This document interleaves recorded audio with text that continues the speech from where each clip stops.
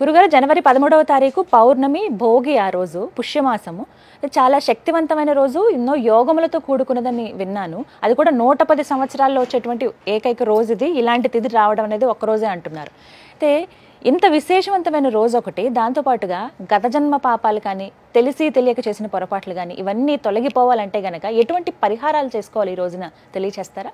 తప్పకుండా. ఎందుకంటే నేను ఈ యొక్క భోగి పుష్యమాసము పౌర్ణమి రోజు వచ్చిందని చెప్పింది తెలవగానే నేను 1940వ సంవత్సరం నుంచి 2050 సంవత్సరం వరకు ఉన్నటువంటి పంచాంగాలన్నింటినీ కూడా తిరగేసి అసలు పుష్యమాసము పౌర్ణమి తిథి ఏ ఏ సందర్భంలో వచ్చింది దాని విశిష్టత ఏంటని తెలియచేసుకుంటే, ఎందుకంటే ఈసారి భోగి పౌర్ణమి కలిసి వచ్చింది, ఆ రోజు సోమవారం అయింది.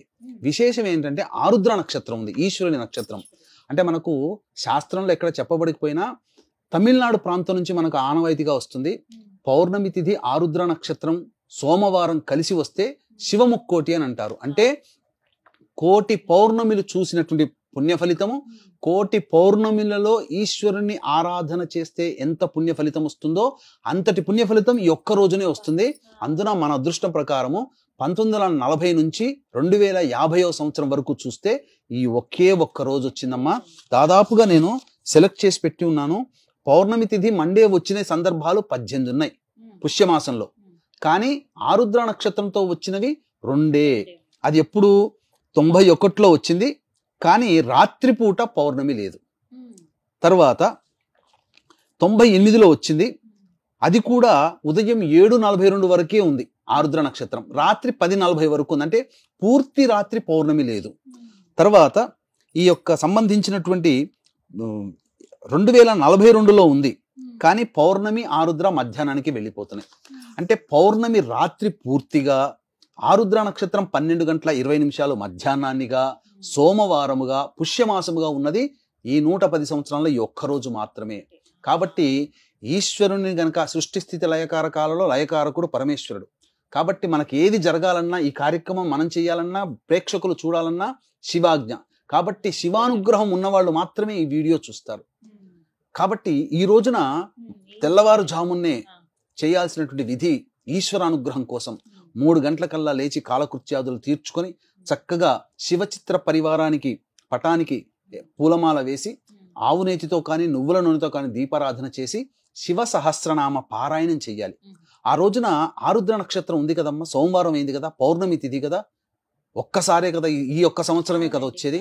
కాబట్టి ఆ రోజున శివాలయంలో మనకు ప్రాణముతో సమానమైనటువంటి పదార్థాన్ని ఈశ్వరునికి అర్పించాలి.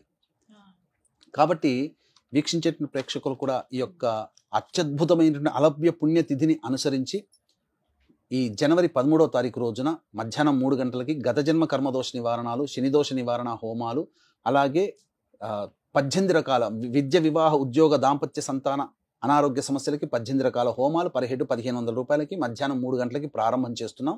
1 గంట లోపల మీ గోత్రనామాలు నమోదు చేసుకోవచ్చు. ఇక ఆ రోజున చేయాల్సింది మనకు ప్రాణంతో సమానమైనటువంటిది అన్నము. కాబట్టి గంజి వార్చినటువంటి అన్నాన్ని చక్కగా గోరువెచ్చగా ఉన్నటువంటి అన్నాన్ని శివ శివ శివ శివ అనుకుంటూ అభిషేకం చేసి, చక్కగా ఆ యొక్క అభిషేకం చేసినటువంటి అన్నాన్ని కుటుంబ సభ్యులందరూ కూడా మధ్యాహ్నం భోజనంగా స్వీకరించవచ్చు, 10 మందికి పంచవచ్చు, తప్పేమీ లేదు. వివాహ సమస్యలతో బాధపడేటువంటి వాళ్ళు పటిక బెల్లం పొడిని నీటిలో వేసి ఆ నీటితో శివునికి అభిషేకం జరిపించి తదనంతరం అన్నంతో అభిషేకం. లేదు ఉద్యోగ సమస్యలతో బాధపడేటువంటి వాళ్ళు చెరుకు రసంతో అభిషేకం చేసి మళ్ళీ అన్నాభిషేకం చేసి జిల్లేడు పుష్పాలతో అర్చన.